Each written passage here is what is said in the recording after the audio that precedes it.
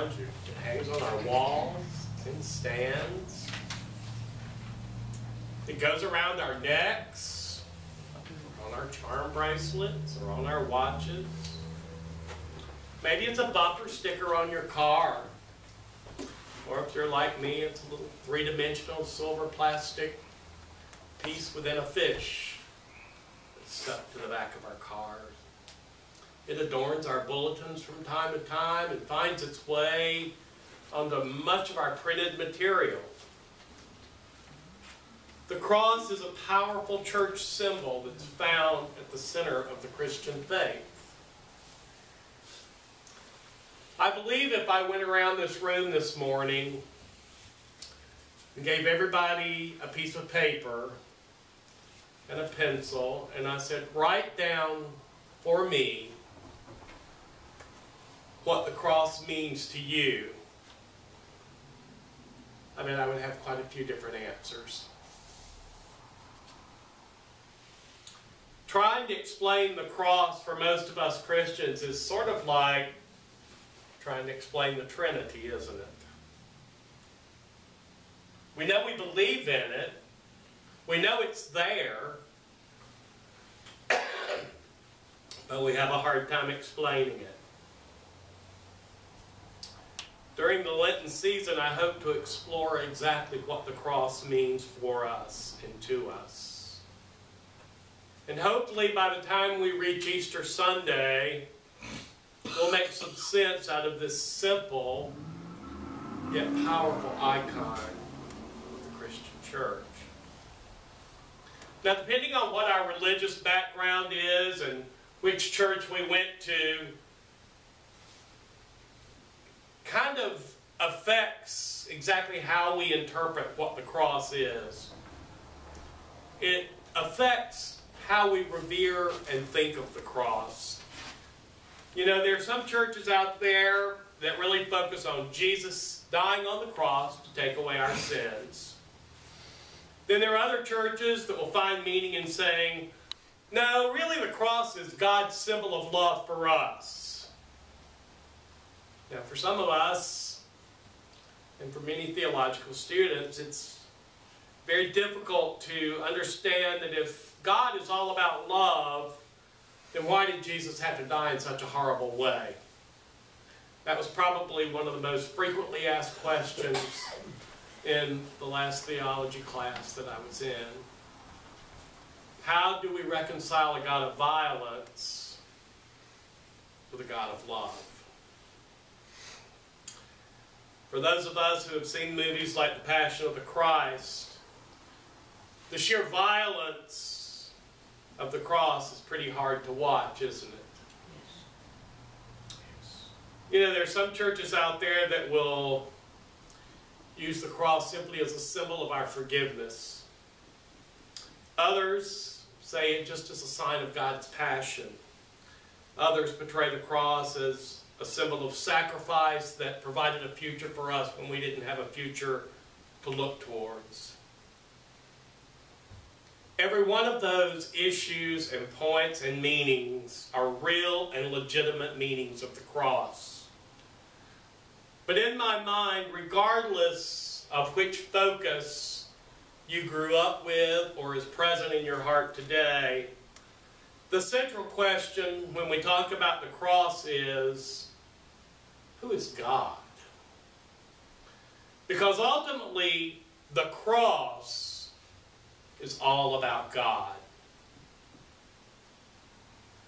Each of those ideas that I mentioned earlier, if you flesh them out over time, they're all going to come back to asking the question, who is God? We talk about forgiveness. Sooner or later, it's going to come back to who is God. We talk about why Jesus had to die. Sooner or later, that question is going to come back, who is God? So no matter how we look at the cross, ultimately, all the roads are going to lead us to ask the one question, who is God? You know, for most of us, the cross just is. It just is. It always has been. We grew up with it. We know it's just always been there. But if we are students of the gospel, then we have to ask ourselves, what was God up to when he came up to the cross? Why did God send Jesus to die? We should learn that in our first Sunday school class, shouldn't we? What does the cross say about our God? Is God angry or loving or both or neither? The other way to approach the question about God is to focus on Jesus. We know that Jesus is the Son of God, that he is an integral and equal part of the Trinity, that Jesus is God. So we say, did Jesus have to die? Oh, what a question that riled in the last class I went to. How do we receive forgiveness? Could we have received forgiveness had Jesus not died on the cross? What does the cross and Jesus' death have to do with our future? Well, you know, people have been asking those questions for centuries. The authors of the New Testament spent years trying to answer those same questions.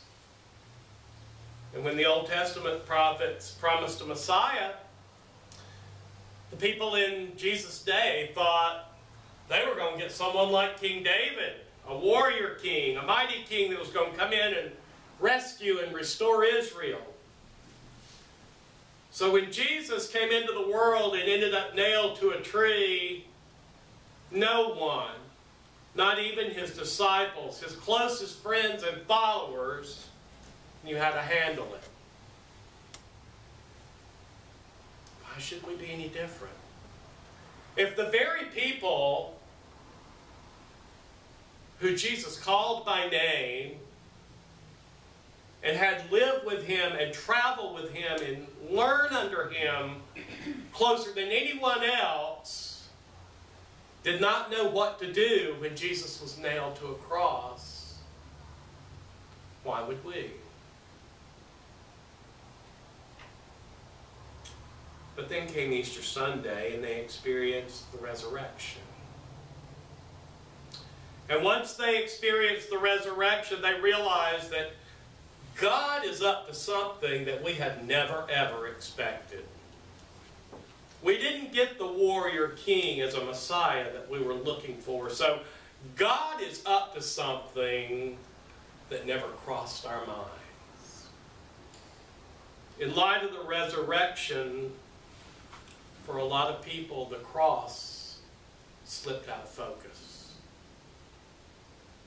A lot of Christians, myself included, I claim guilt of this, think so much more of the empty tomb, and we have allowed that empty tomb to totally eclipse the cross. The resurrection was the validation that God had finally and ultimately defeated death and sin and anything that opposed his kingdom. The resurrection validated that indeed Jesus was the Messiah. But in the end, though, the very early Christians had to give up their idea about who God was and what he was doing here on this earth. I would be willing to bet, if any of us were artists and I asked you to draw your picture of God, that you, like me, we all have this kind of mental image of God that lives in our hearts. It may be a cross between our favorite grandfather and Santa Claus, or some other image that you have. But very few of us carry around the image of a man hanging on a tree when we think about God. If I ask you to draw a picture of God, would you draw a man hanging on a tree? You know, when we try to picture and describe our view of God, we basically come up with a list of attributes. We even did a Sunday school class on the attributes of God. We said God is all powerful, God is all knowing, God is all holy. And when we define God, we define him by what he is capable of doing, not by who he is. We define him by the attributes that we give to him. Very few of us want to trade in that picture of the all-powerful, all-knowing, all-holy God for a picture of a man nailed to a tree, do we? But think with me for a minute. If God is all-powerful and all-knowing and all-holy, it would be impossible for any of us here to ever come close to approaching him.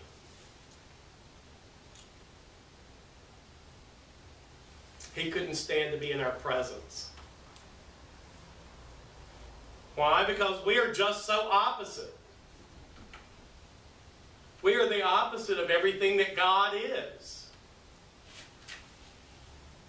And in this case, opposites do not attract. We can never understand this God because we can never measure up to what this God requires for us to be in his presence. How could we ever understand a God who would expect perfection out of us? How could we ever understand a God who expects us to be completely 100% righteous? And worse yet, how could we ever expect that same God to understand us, who have no hope of our own free will being righteous? Well, there was somebody else in the same boat that we are way back in the 16th century. Just a little old monk by the name of Martin Luther. During his lifetime, Martin Luther was taught all the attributes that we just talked about. God is all-powerful, God is all-knowing, God is all-holy. And as a monk, Martin Luther had plenty of time to think about those attributes of God, along with many others, about who he was and how even he as a monk who had dedicated his entire life to serving God could never measure up to get in his presence. Martin Luther pictured this huge chasm between himself and God, and it scared him because there was no way to bridge that chasm. How could he talk to a God like that? After studying the New Testament, Martin Luther decided that's where the cross comes in. Luther ends up seeing another side of God through his theology of the cross. It actually made him wonder if he had ever seen God so clearly as when he saw him on the cross. When Microsoft came out with their Windows operating system, they installed a device driver called WYSIWYG. I don't know how many of you go back to old computers. But in the old computers, if you typed something in italics, it was one color. If it was bold, it was in another color. And what you saw on this little miniature screen, the margins weren't exactly the way they would print out. The page breaks weren't right. Microsoft developed a program, a device driver called WYSIWYG. What you see is what you get, which most of us are very familiar with today, because when we turn our computer screen on with all the graphics cards and all that junk that's in there. But just thinking about a Word document, something as simple as a Word document or a spreadsheet, what you see is what you get. What you see on your screen is what you're going to get on your page when